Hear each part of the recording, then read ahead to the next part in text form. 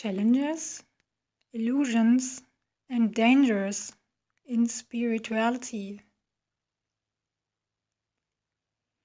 This is the topic I want to talk about today. And as always, I'm telling you my experiences, my point of view. And I want to be very honest again and share my very personal stuff and how I got to the point of understanding where I am now.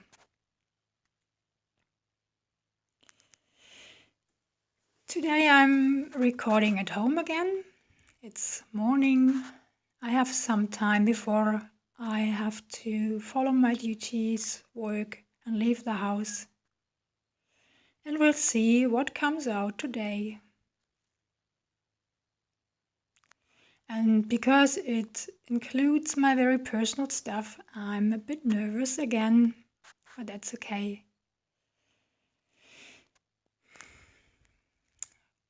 What is spirituality at all? What is a spiritual path? This is a question that's not easily answered, and I cannot answer it in one sentence.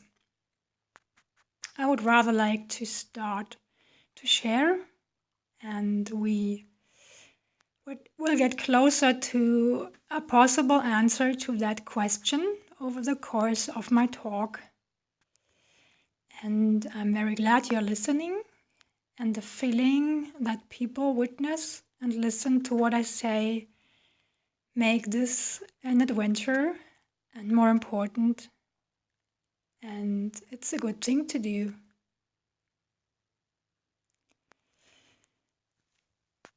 First of all, I would like to say that I think everybody is a spiritual being from birth on, because we are born with a soul, with a spirit, with a divine spark. So it's nothing special, really. It's nothing unusual. It's natural. We are born with it. And so it's not really something to achieve or to get, because we have it. We are a spiritual being in a human body. That's probably something you know, or you have read, or you have already realized yourself. But it doesn't make things easier on our way in our lives, because the one thing is that this is a fact, a given, and the other thing is we cannot feel it most of the time, or we lose it through the path in our life, through other things we experience and that are put into us in our childhood and youth and make us distorted and filled up with things that are not us, that are not spiritual, not pure. I guess most of the people listening to this and still listening now are aware of these things, are on some kind of path or way they might call spiritual or religious or maybe shamanic or healing, whatever is your path, your approach. You will probably do it because you found yourself to be unhappy somehow, not satisfied, not living a life that you really want, feeling not the chief in your life, but being led more by others, by society. and those expectations from outside. Or maybe you have experienced a great loss, an extreme challenge in your life, illness, poverty, or whatever, addiction, and took this path to come out of that, to get over it, to heal it. Or maybe you are just curious. What else could there be apart from this profane life? Maybe you were bored of the mundane.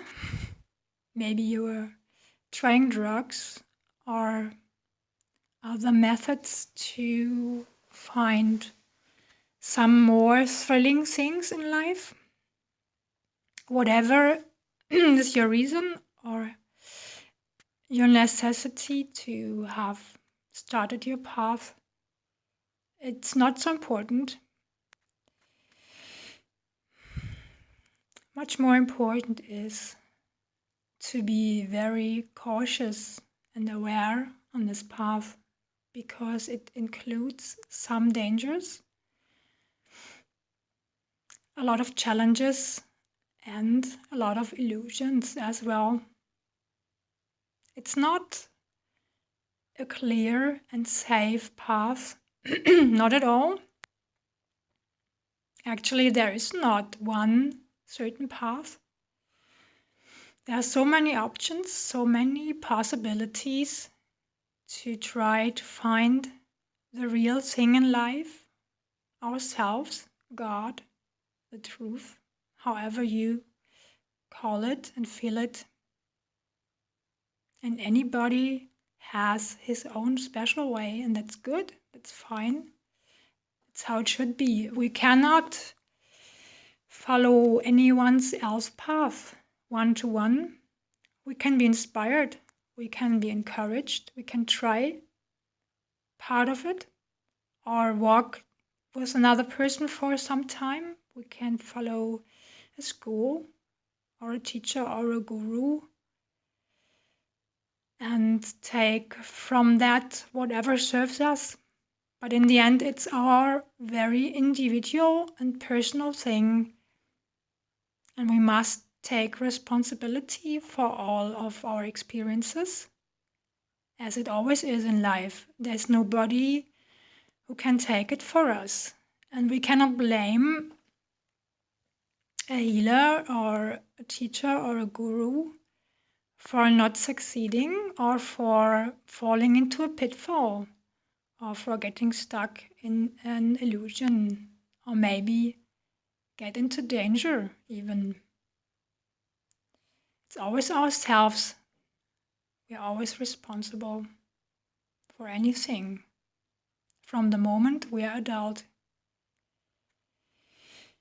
And now I want to step away from the general plane once more, like I did in my last talks already, and share my very personal experiences. If anybody of you has listened to my 2 recent talks, then you will be better able to understand, but I try to say the things in a way that anybody new will understand as well. I think my aware spiritual path started already in my youth. Excuse me, I have a frog in my throat today. Maybe it's also because of the topics. I had a very difficult and hard childhood and was thrown back on myself very early in my life. So somehow it was a necessity, a must to look for something that holds me, gives me sense in life. Already in my youth, it was not enough to go to school and have peers, have hobbies, get distractions, and later travel, make experiences while traveling with people, experience the world, was not enough. I was deeply hurt and felt not really there. I had a problem to be present in a very physical way. I was tending to move somehow out of myself, out of my body sensations, and get lost in illusionary things.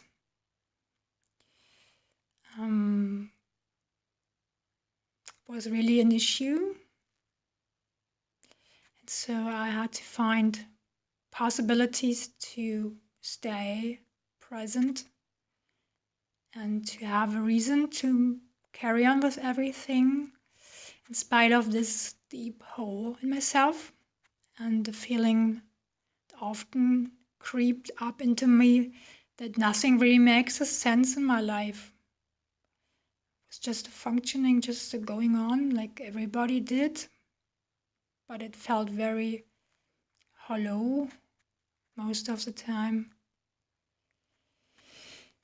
So what was the first thing I was following, more or less aware? I would say it was music and art.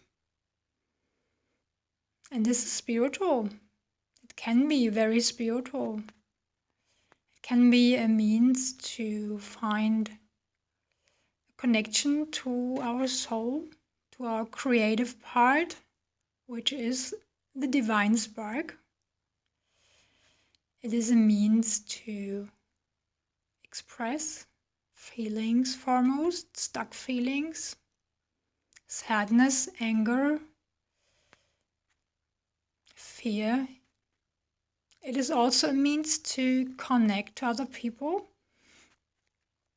when they hear what you perform, your music, when they see your art, what you express by that, and you see how they react on it. It's a way of non-verbal communication, a great one indeed. And it's very spiritual in my experience. And the second thing always was and still is since my childhood, nature, earth. Connect to the greater whole by that. A very simple approach, a very old and ancient approach that has been practiced on our earth since the beginning of mankind. Today there's a great tendency to call this shamanic, which I don't mind. I like the word, and I would say yes, I'm a shaman as well. I follow this path, but it's not so important which word we use. For me, it is and has always been this deep connection to Mother Earth, to nature, in a very physical way, but also emotionally and spiritually. It was always my home, it was always a great feeling of belonging and becoming more than this little human I was, fragile and broken. And I still think and feel this is the most important thing in all the traditions that are called shamanic or nature religious. It's this intuitive, ingenious reconnection to nature in great respect for all the forces that are there, which can be huge and overwhelming. And this belonging, this being one, respect, love, and unity.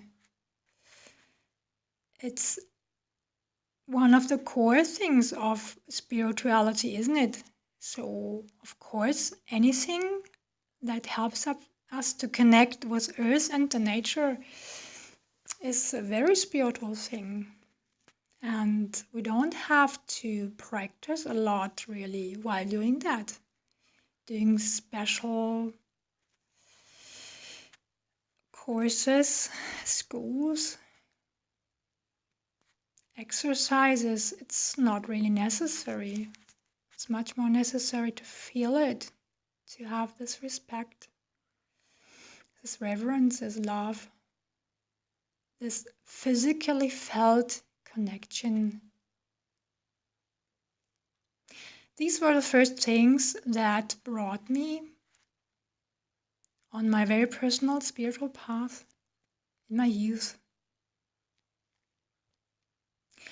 And probably lots of you know these things, be it in an aware way and knowing that this is spiritual as well, or just doing it.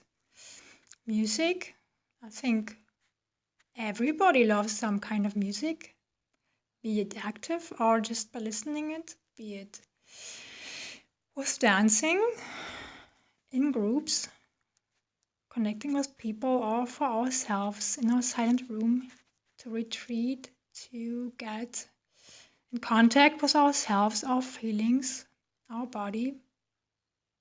And art is an amazing thing. And there are so many expressive possibilities in art. Music and art are expressions of our divine spark, the fire, the creativity, the power to create. And everybody can do it. And nature, what a blessing, what a gift. I really don't know how I would have survived my life without nature. Really not.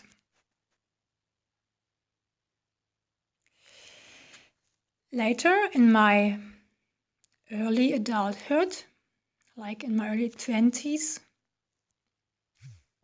I got in contact with some interesting stuff from the spiritual possibilities. Quite a lot, actually. I won't name them all, but only those that really left an impression on me. And that was definitely the yoga way, meditation. I went to courses. I attended meditation, exercise courses, and I bought the book Course in Wonders and practiced that quite long time, very straight. It was not so easy in my early 20s. I must admit, it was a bit too much, actually, because also I had my life. I was mother, I was working, I had a difficult relationship. But still, most of the things I experienced were good, like leaving an impression on me. I could follow also later in my life. I got to know some great people, some very inspiring people. Some of them got very good friends of mine. It was another view on life than I have had before. It was including discipline, exercise, was good. And I shared lots of those things with my husband, which was good too. I am telling you this because it's a popular stream to follow, yoga, meditation. Maybe you know the Course in Wonders as well. And it can be very helpful to do these things. It's very good to have discipline, to train discipline exercises and stick to them, no matter if it's hard sometimes, no matter you have your life duties as well. Include those things in your very personal life and all day duties. But in the end, I didn't experience that these things helped me to manage my problems, my everyday problems, my problems in my marriage, my problems with my children, because it was too much in the head. I didn't get it to the ground. I didn't really integrate it into my life in a way that served me on a daily plane. In my relationship, as mother, my friendships, and especially not helping for loving myself. Not at all. I wouldn't say it always goes this way. Of course not. Everybody makes his own experiences, and it always depends from where you approach these things. But it's a common problem to approach these spiritual practices and exercises more from the mind, more from the mental understanding, or because other people do it and we want to make the same experiences. Maybe it's cool, or we think it's necessary to do these things, but it's not experienced in the heart. It doesn't serve the love, not for other people, not for nature, and especially not for ourselves. And that's the problem. That's the pitfall. If you want to, we can get stuck in that training, exercising, discipline. Maybe getting a very disciplined mind and a fit body if we practice yoga on the physical path. But it doesn't meet the crucial things in ourselves. It doesn't nourish, it doesn't heal, it doesn't help to love.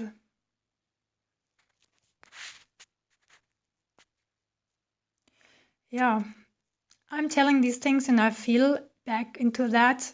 I feel back into those times where I followed these exercises, paths, and the yoga. Nothing was wrong with what I was doing, but I had the wrong point of approach. Though I didn't know better, so it was like it was, and I guess lots of you listening have made similar experiences following certain paths, maybe because of recommendations of other people or because we want to do the same cool stuff as other people, especially when we're young and very excited about the first spiritual experiences.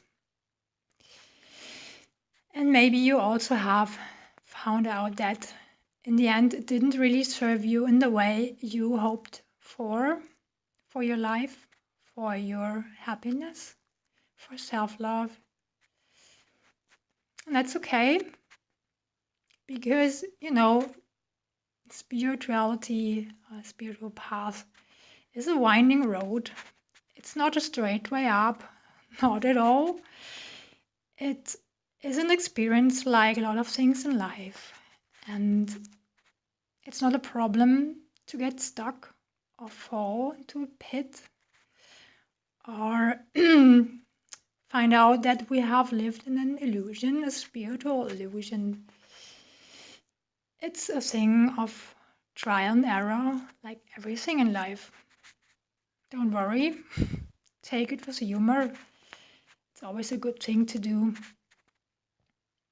Might be a bit sad or frustrating to look back on our lives and see how many time in our life we somehow wasted on these things and didn't get anywhere in the end. But who cares? That's how life goes.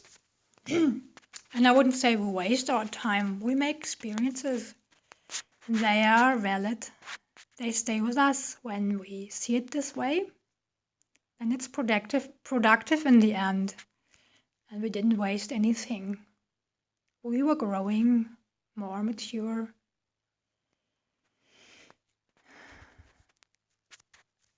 Later in my adulthood, in my 30s, I discovered a deeper aspect of the shamanic way that came quite natural to me because I think I have a very deep bond to this way since I'm born. Also because I always have gone into nature to recreate, to reconnect, and was very good. I had another time where I was digging deeply into nature, being there lots of time alone. And still I got lost on this path a little bit this time because I provoked experiences also by the means of drug use, exaggerating it very much, combining with very strong meditative practices and trance experiences, tearing open doors to the unconscious and astral plane in a way that showed to be even dangerous to me. And then I had a hard time to close them or to learn how to deal with that, how to control all that. It was no fun, I can tell you.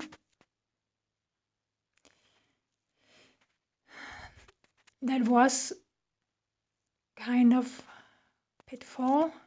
I started naturally, it came to me, but I was not satisfied with the things that developed naturally this time. I wanted to push it, pull it, and lift it to more thrilling experiences, which is not a good thing to do. I was trying to change the natural flow of things,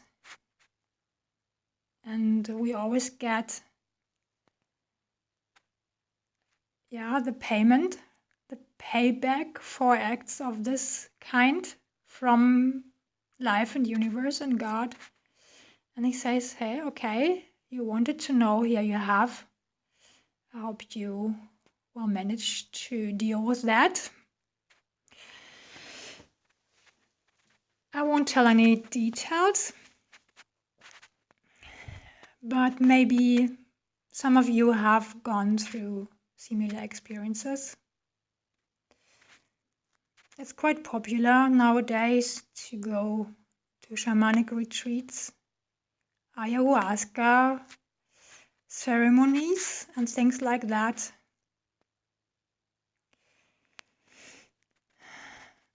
It's not my part to say it's good or bad. I can recommend it or not. I can only share my own experiences.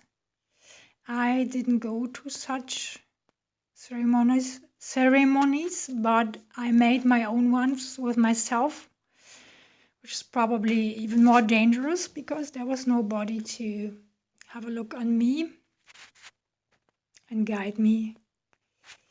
I did it all by myself, like lots of things in my life. And it's a wonder I got out of it with a sane mind, after all.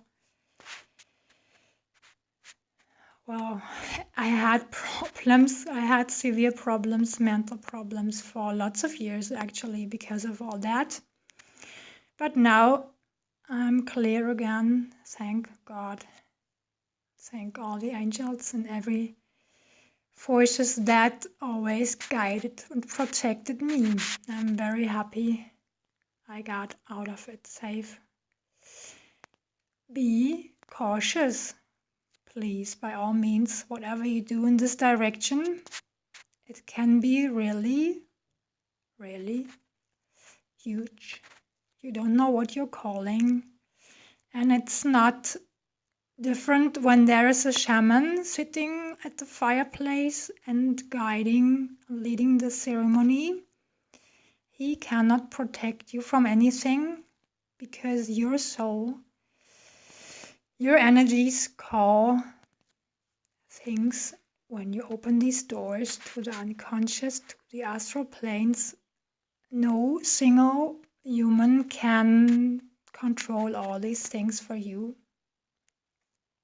As always, it's your own responsibility. You must know what you're doing. You must take responsibility, and you will get the payback for the things you invite and let in. Be very cautious and think twice before you go and do such things. And especially ask yourself, why do I think I have to do that? After all that I have experienced in my life, I'm not even sure if it's necessary at all to use drugs, strong drugs like that. Maybe for some people it's a good experience because they are really stuck on the physical plane. They are really stuffed up and would never get a chance to even have a blink into another reality without these things. I'm not sure. But a lot of people are definitely overwhelmed, get definitely thrown off their path rather than being supported on their path, because it's too much, it's too huge, it's uncontrollable, and it's not finished after that ceremony. Be aware of that. Once the doors have been teared open that fiercely, that violent, sometimes they often stay open, at least a bit, and that's the problem. The astral worlds are not a playground. You must be very equipped, very aware, and very strong-minded and very strong-hearted to deal with that. Well, serious talking now, but I cannot share my stuff without also sharing the warnings after all that I've been gone through. You must know yourself. Do what you think you have to do. And I don't want to scare you. Okay, what else do I want to share? These are the most important things that really shaped me on my path, I told. The last years, especially the last 3 years, I had a different approach altogether, but still there were pitfalls and illusions waiting for me to realize and to get around or get out again. And the last years I never used drugs anymore. Actually, I stopped with that 10 years ago. not even mild ones, nothing anymore. But we humans have great possibilities to boost our spiritual evolving without any substances, meditation, trance experiences, exercises, other people, groups, and getting aware, breathing techniques, body scanning, lots and lots of possibilities. Some of those are really good, really healthy. Some of them, I don't know if they are so useful. Some things go in almost the same direction than some of the things I told already, like forcing oneself into out-of-body experiences, astral experiences. There are techniques to do that, and they are as dangerous and risky as those drug things, in my experience. I didn't try a lot of that because I got aware very quickly of the dangers and of the pitfalls, and it was like a rebound thing for me because I had gone through that by my drug journeys, and I didn't want to go back to that again.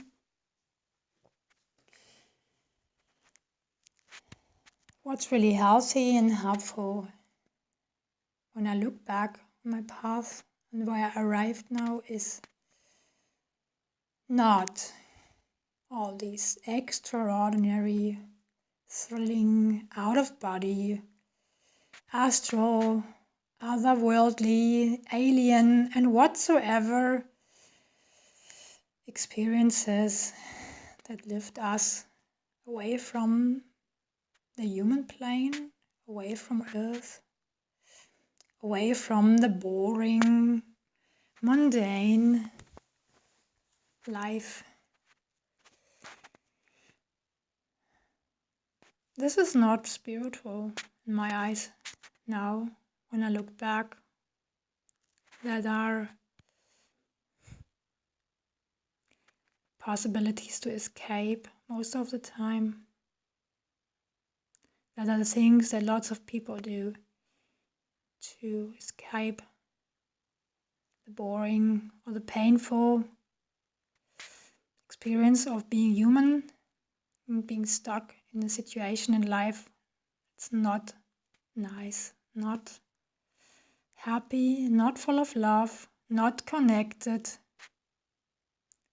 and not fulfilled. You can do all these things. Maybe it's like an adventure, like a fun fair. Maybe it gives you some insight to maybe you get information, you get a greater view on all the things on your life, on life in general.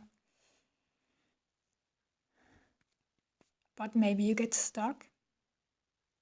Maybe you think that's what you want to achieve, what is to be achieved, to be reached. That's the end of the path. It's not. I am not sure if it belongs to the path at all.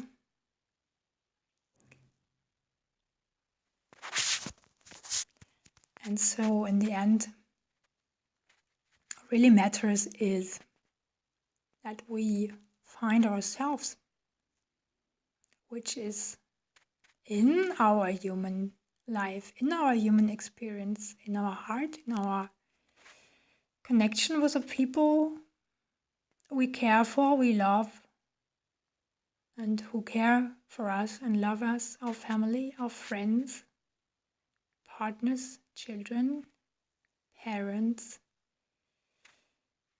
and to really arrive on this earth and in this life fully with love and awareness, and to pull down the light into ourselves, or to reactivate it, better said, because we have it And all the options we have, all the things I shared with you, we can go and make these experiences. Maybe it's necessary. Maybe it's this winding road we have to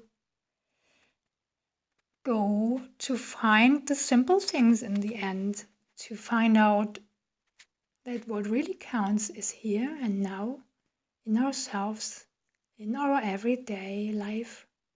We don't have to get away and escape into these adventures. And I'm very glad I have arrived here now. I don't need these thrilling things anymore. Life is beautiful. It's good to find back the love in ourselves and with the people we love.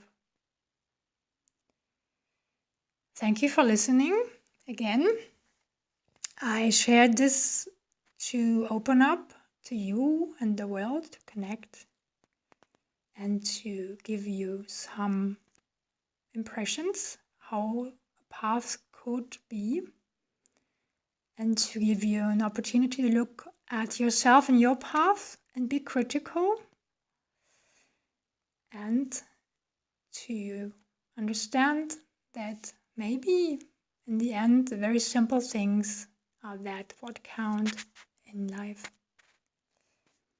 Have a beautiful day, have a good life, and